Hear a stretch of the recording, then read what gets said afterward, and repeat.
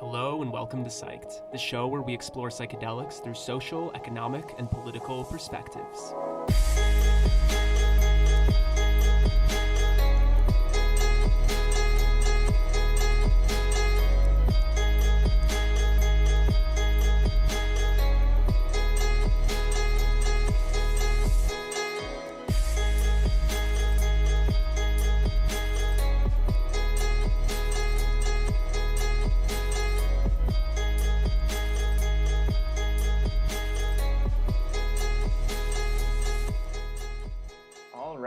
Next up, we have Ash Shirazi and Chris Davis, and they'll be speaking on For the Love of Mushrooms.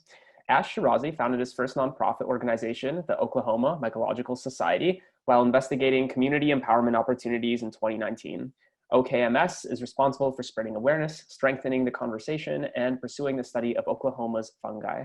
The OKMS Radical Mycology program was created to educate marginalized elementary school students on topics including the fungal, lifecycle, mycoremediation, mycelial buildings, material, and more. After receiving feedback from the local community, Ash founded the Oklahoma Psilocybin Services Initiative to allow broader community dialogue surrounding the therapeutic benefits of organic psilocybin mushrooms in a safe, decriminalized setting.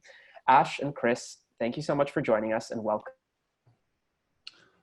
Hi, thanks for having us. So I'm Chris Davis. I am the co-founder of Mush Love, along with my partner Ash.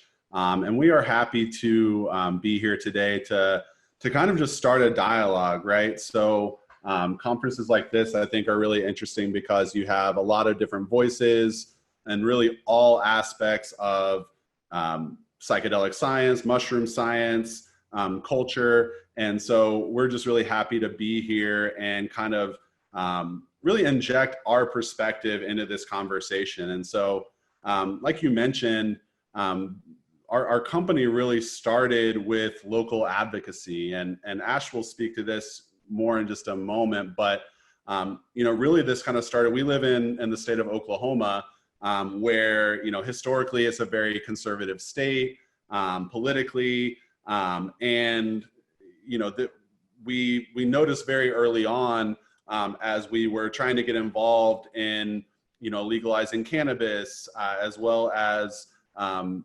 mushroom advocacy, that there just really wasn't a lot going on, and there wasn't a lot of infrastructure in our state, and there certainly weren't a lot of people in our generation that were leading the way in terms of how can a conservative state really end up being a leader in psychedelic science. And so, that was kind of where we started, and we have evolved now into really launching a business, and the business is called Mush Love. And we like to say that the mission of our business is to make people fall in love with mushrooms. So what that means to us is, creating innovative, nutrient-dense products that take the current mushroom cultivation practices to another level. It means educating and empowering the masses to become mushroom experts themselves so that they can educate others. And it means taking a local to global approach when it comes to shifting public sentiments about mushrooms. So, it's no secret to anybody on this conference right now that mushrooms have a PR problem. Psychedelics certainly have had a PR problem for the last several decades, and that's shifting. And so we're really interested in the power of the mushroom, not only in the psychedelic sense, but other therapeutic mushrooms. And we know that, for most people, certainly this has been true for Ash and myself, we fall in love with mushrooms generally because we have a powerful experience with the psychedelic. And that kind of opens up our world into, oh my God, if I could have that experience with the mushroom, like what else can mushrooms do? But we know that the general public really misunderstands even just the value of mushrooms in general. So, people are afraid of fungus. They associate that with like decay. They're afraid that the mushrooms that they see in the wilderness might be poisonous. And then lastly, of course, they're afraid of actually having the psychedelic experience itself. So we know that psychedelics have been a powerful way for people to discover, other mushrooms like lion's mane, reishi, and maitake, to name a few. And I think one of the things that we're aiming to do with Mush Love is to kind of shift that around and really help people fall in love with the thousands of mushrooms that that have various benefits to human beings, and that maybe that can be, kind of a window or a foot in the door to getting more people interested in the use of psychedelics for microdosing, for just the enhancement and the betterment of well people. So that's kind of the overview of what our intentions are. And I'm going to turn it over to Ash here in a second, because like I said, we really wanted to take this opportunity today to kind of share what we kind of view as the problems, right? So there's a lot of companies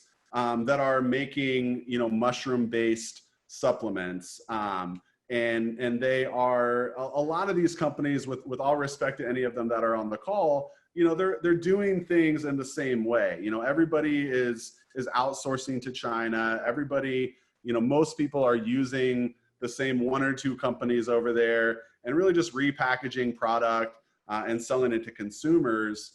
So we're really interested in taking that to the next level, and really just making sure that as this industry grows over the next 10 years, which we know that it will, we see the functional mushroom space growing much like the CBD space.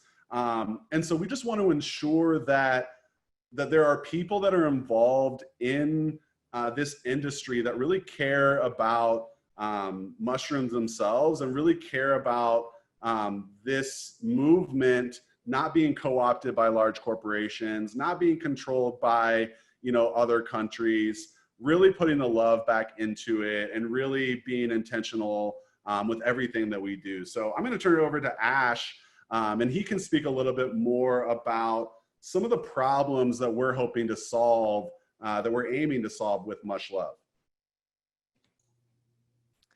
Thank you, Chris. Appreciate it. Yeah, I'm psyched to be here. Thank you to the Psyched team, to Merrick for inviting us. We're very grateful, very blessed. Yeah, I can get very deep into the science about certain medicinal fungi and the real problems that the mushroom industry in North America has been facing, and I can get pretty into the weeds very quickly. So I think it would be kind of easier to maybe guide the interest of the audience. If there are any questions that you would like to for us to answer, that would be incredibly helpful. My personal mission is, in the next 5 to 10 years, to create a shift in the way that the U.S. Produces and exports goods. Right now, I think that it's the beginning of the modern Cold War with China. And so it's really going to be the US versus China. And, the way I look at it is China exports physical goods and we export virtual goods. And so if we want to get into the business of exporting any kind of physical goods, we need to just do it 10 times better. And I think that we can, because, we have the technology. We just have to get the will. And, in specific, I think Mush Love is mostly going to be focusing on, obviously the mushroom industry, but, by using methods of biomanufacturing to isolate beneficial compounds for various uses in consumer goods and medical applications, industrial applications. There's just unlimited potential.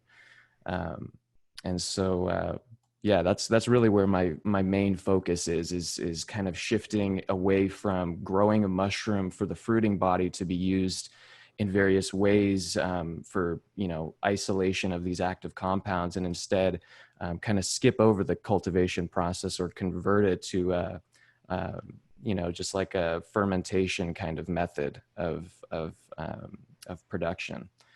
And let me see, what are you doing to ensure that low-income marginalized societies have access to cost-effective psychedelic therapies. So right now, when it comes to the Oklahoma Psilocybin Services Initiative, you can go to okpsilo.com. That's basically what we have at this phase. I'm still in the process of uniting alongside a couple of people in the Decriminalized Nature Oklahoma City chapter and in Tulsa with the Psychedelic Society to kind of refine our or unify our mission and kind of, get all of the necessary feedback. But we're also mostly watching Oregon and what they're doing with the Oregon Psilocybin Society. I was able to travel to Portland last year, and I got to meet, all of these incredible people. It was kind of just like a revolutionary event. It was on September 20th, which is also my birthday. And it was Paul Stamets was there. All these people that were just celebratory of mushrooms in general. You could see the kind of the power that surrounds this movement. There was at least 1,000 people there, and it was just very next level.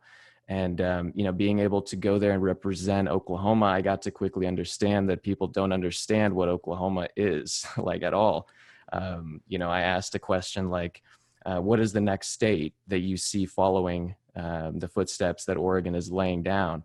Because we're from Oklahoma, my girlfriend and I, and they were like, well, it's definitely not Oklahoma. And so that kind of, it's like, I have that stubbornness inside of me. That's like, if you tell me I can't do something, I want to try my best to do that thing. And so, just starting a website and communicating through your community, your local, your cities or your counties and just looking at, what is possible in your local area. I think that, if we want to create change, if we want to provide access to everyone, that we need to kind of, the solution to problems usually comes from within the problem. And so you have to be a part of it to really understand it. And so I think I'll jump in here too, because I think this really highlights as well some of the other issues with the status quo in the industry, right? I think that there is really an embarrassing lack of diversity in the functional mushroom space. I think that products are being, specifically targeted to affluent white people. And I think that, obviously I know that your question was around psychedelics, and I want to be really clear. We're very interested in psychedelics. I think that, most of that work does fall under the nonprofit, the Oklahoma Mycological Society. But this issue of working with low-income, marginalized communities for other types of mushrooms is something that we find very important. We believe we're here to change the world, but we understand that starts first with changing ourselves, and then changing our local communities, and then changing the world, through that. And so one of the things that I think we're being really intentional about as we are, developing our product line and developing a communication strategy around how do we make people fall in love with mushrooms. We're really asking ourselves, like, how do we reach, the Black community? How do we reach the Hispanic community? How do we reach the Asian community? How do we make sure that we are a company that is truly for everyone? Because, we understand, it's the people that are in difficult situations. It's the people that are in low income areas that I think really more than anyone need, the benefits to brain health, the benefits to digestion, the benefits to your immune system, the adaptogens that are found in reishi, right? These are the communities that desperately need to know about mushrooms. And so it's something that I think we take very seriously, to not only on the advocacy side ensure that once psychedelics are decriminalized, that we're really targeting marginalized communities, but even in the shorter term, as we're rolling out products based on other therapeutic mushrooms, that these communities also know that those products are for them, and that we can reach people with those products with high quality, nutrient dense product supply that is really has a large umbrella and can really reach out to people in all different types of communities.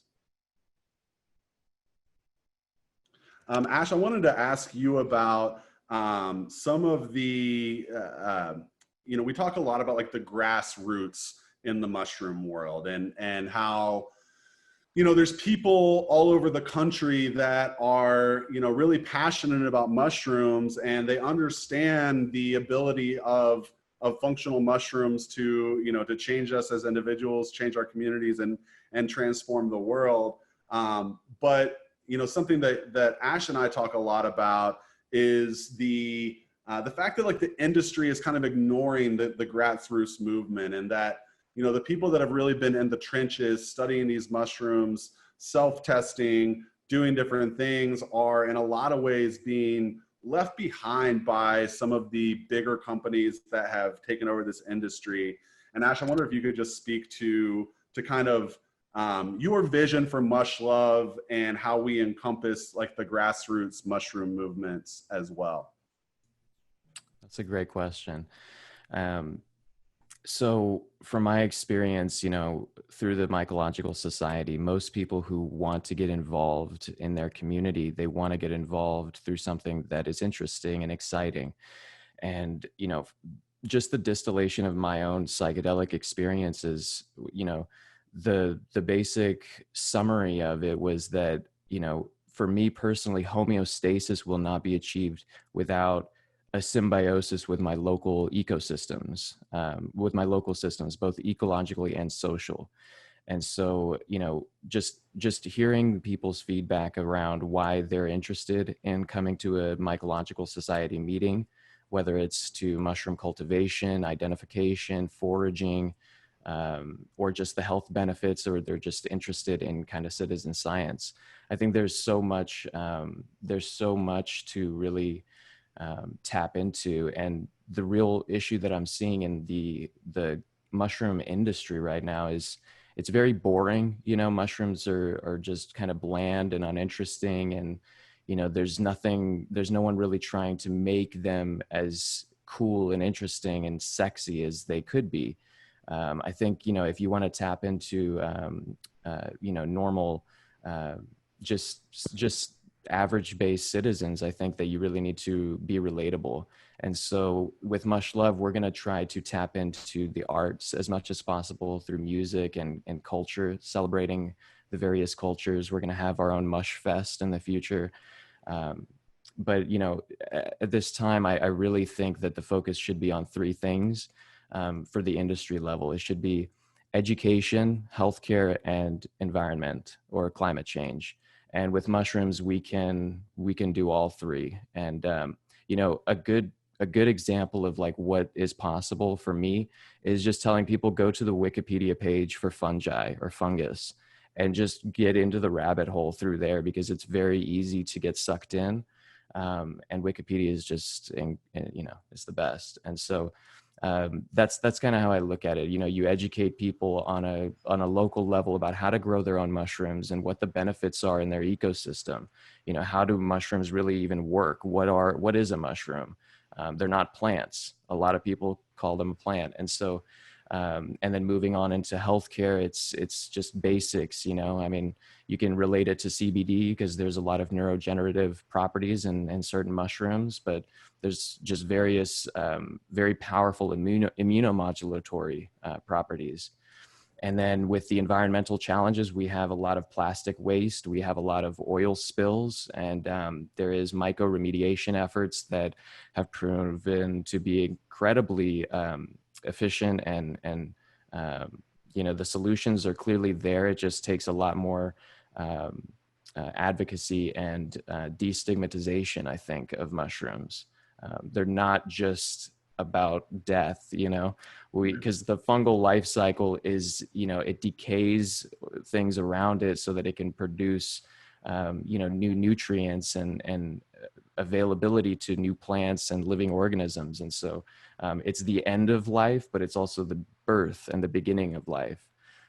And so I think, just the way that we're conditioned to live in the US and in North America is very, we're 1,000 years behind China, for example. That's why cultivating mushrooms in North America is kind of like a farce. At this phase, it's like, can we compare? Can we beat 112 million factory workers in China? I don't think so, but there is clear advantages to the mycelium, to the various extracellular enzymes that are produced. And so a lot of research just needs to go in, but it's really not that complicated.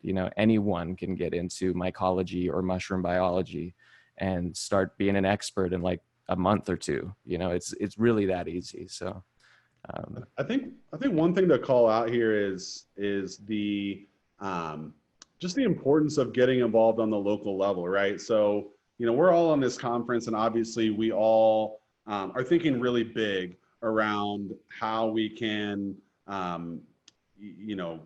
make more people aware of the benefits of these medicines. But I think that there's something to be said for, like I said earlier, obviously we start with ourselves, but really in our local communities. And I met Ash a little bit after he had started the Mycological Society, and I think that really that template would be something really interesting to explore in a lot of other communities, right? Like as we're looking to shift public opinion on these compounds, it really is, the more intimate people are aware of mushrooms, the more that they are engaging on the local community. That is how you kind of like brick by brick build a global movement, right? We have to have this solid foundation. And yes, like in places like Oklahoma, where you wouldn't necessarily expect, but we've seen a lot of movement here because people have taken this local approach, right? So we got legalized medicinal cannabis a year ago, and we have some of the most lax laws in the country. So we went from a state where, like, when I was growing up, I used to think legal cannabis was 50 years away, literally, in Oklahoma. And we've made a lot of headway, and now that has been legalized, we're seeing a lot more movement on the mushroom side of things. So I think that if there's anybody listening today that really wants to get involved, and they think that they need to connect with a global conference like this to meet other like-minded individuals, which is true on one level,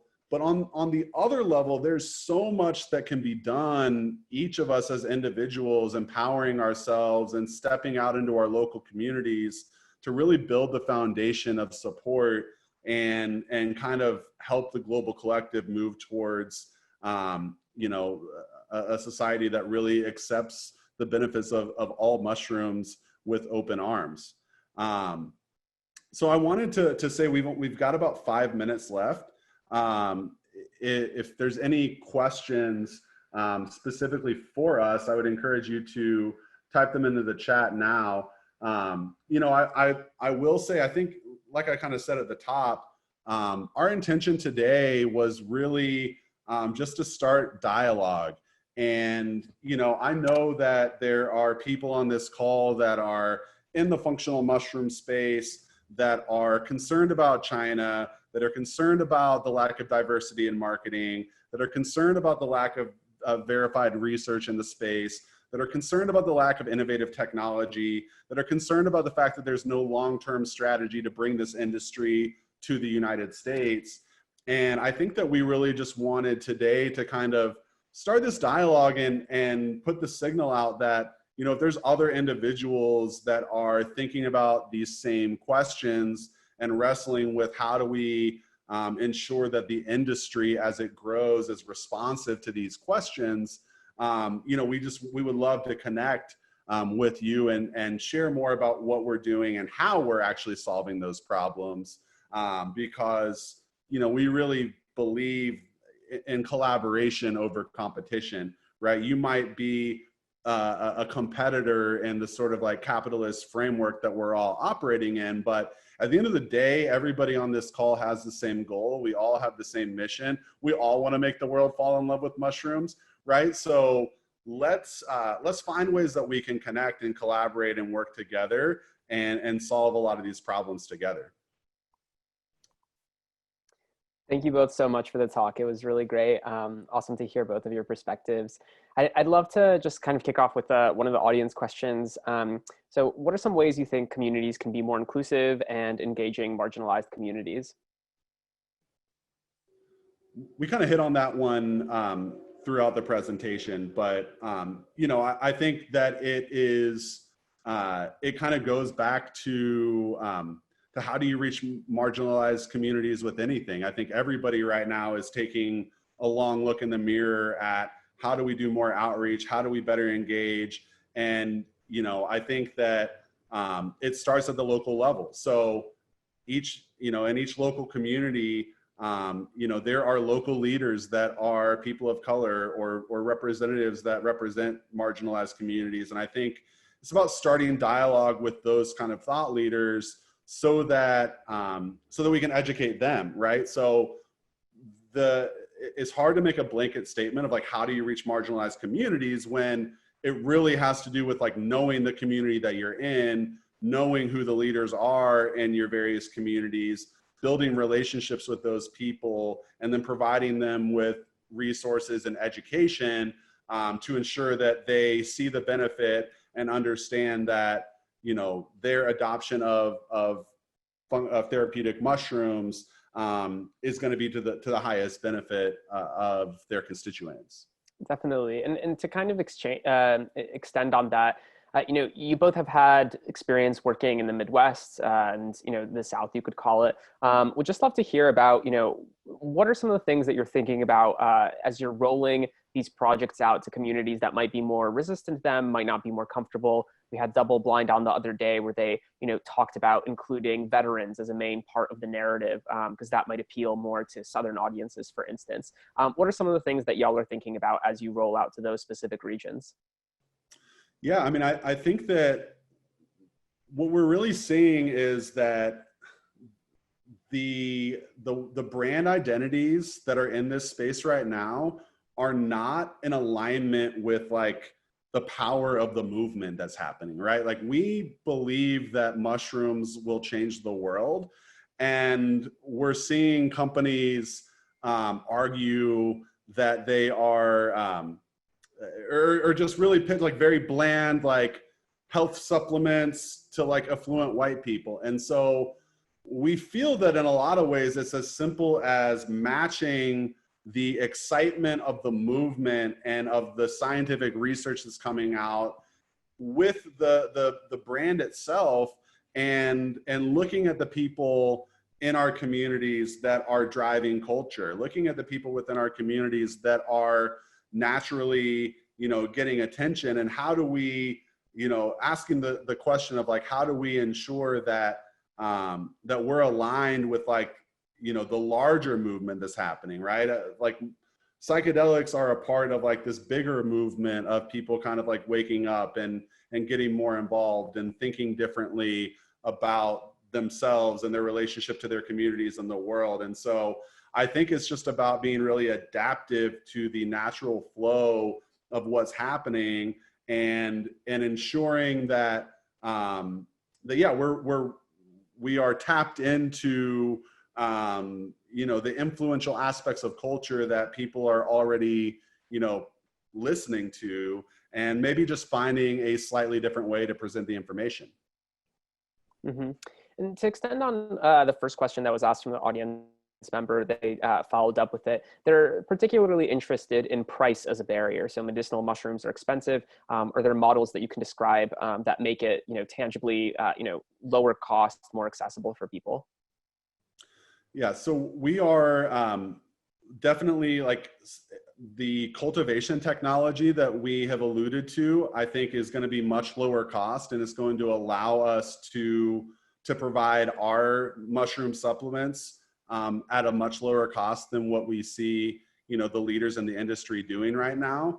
I want to be clear, we're not on the Mush Love side involved with psychedelics and you know, those kind of like costs, but I think that we're on the Oklahoma side, we are still just like pushing for just general, like more testing, more research. And then, you know, but obviously, just like in all of our efforts with Mush Love, being super inclusive and ensuring that we are providing these tools to people that really need them, whether or not they can afford them, is definitely one of our top priorities.